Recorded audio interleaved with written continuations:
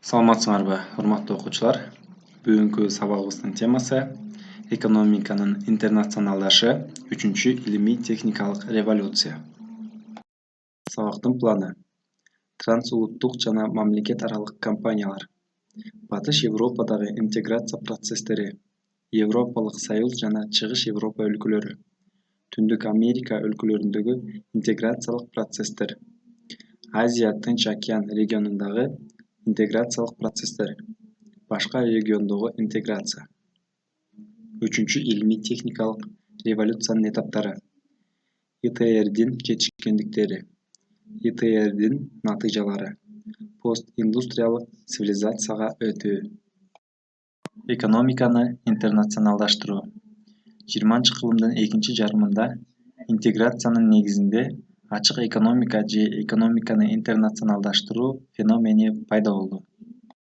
Бул илимий-техникалык революциянын натыйжасында өлкөлөр арасында эмгекти бөлүштүрүүнүн, продукцияларды жана маалыматтарды алмашуунун ылдамдыгынан улам суроо талап келип чыккан.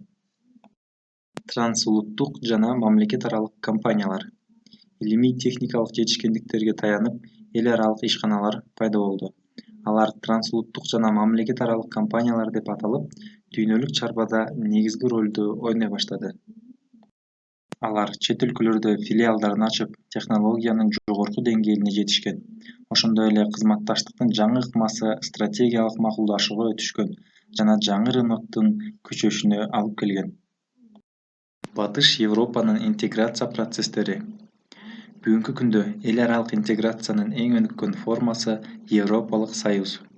Бул союзга 1957-жылы Бельгия, Италия, Британия, Ирландия, Дания, Грекия, Испания, Португалия, Австрия, Финляндия, Швеция кирген. 4 эркиндиктин эркин жарыялашкан. Алар товар, капитал, тейлөө, жумушчу күчү болуп эсептелинет. 1993-жылдан баштап бирдиктүү ички рынок иштей баштаган.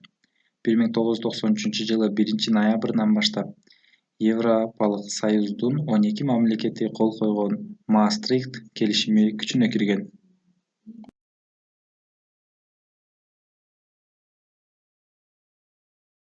Түндүк Америка өлкөлөрүндөгү интеграциялык процесстер. 1980-жылдары интеграция процесси Түндүк Америка, АКШ, Канада, Мексиканын ортосунда жүргөн. 1990-жылы Джордж Буш Аляскадан Оттуу жерге чейинки эркин соода аймагы жөнүндө доктринаны иштеп чыккан. 1991-жылы АКШ, Канада, Мексика өлкөлөрүнүн ортосунда 3 жактуу келишим түзүлгөн. Азия Тынч океан регионундагы интеграция. 1989-жылы Япониянын демилгеси менен Азия Тынч океан мамлекеттеринин экономикалык кызматташтык уюму түзүлгөн.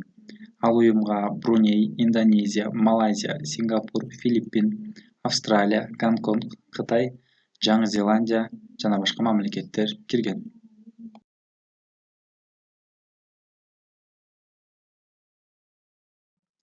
Соода-саттык интеграциясы Латын Америкасы, Түштүк-Чыгыш Азия, Африка өлкөлөрүнүн арасында дагы кеңири кулаш жайган. Постсоветтик мамлекеттердин интеграциясы көз карандысыз мамлекеттердин шериктештиги союзу түзүлгөн. 3-чү илимий-техникалык революция. 3-чү илимий-техникалык революция 20-кылымдын экинчи жарымында кеңири кулаш жайган. Анда көптөгөн жаңы илимий-техникалар ойлонуп табылган. Биринчи этабында 1940-60-жылдарда телекөрсөтүү, транзиттер, компьютер, радар, ракета, атом бомбасы, пенициллин, водороддук бомба, жердин жасалма жандоочусу, реактивдүү самолет, ЭВМ, лазер, интегралдык схема, спутниктик байланыштар, тез жүрүүчү экспресс жана башкалар ойлонуп табылган.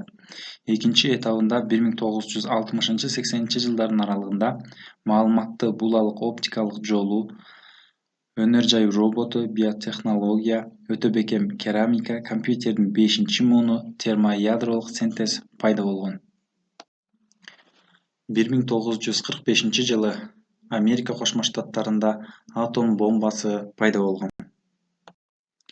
Ошондой эле СССР 1957-жылы октябрда Жердин биринчи жасалма жандоочусун учуруусу жана 1961-жылы 12-апрелде Юрий Гагариндин космоско жол ачышы чоң мааниге ээ болгон. Илимий-техникалык революциянын натыйжалары: шаар калкы кескин түрдө көбөйгөн, тейлөө жана соода тармагында эмгектердин саны өскөн. Жумушчулардын квалификациясы, билим деңгээли жогорулаган, алардын эмгек акылары көбөйүп, жашоо деңгээли жакшырган.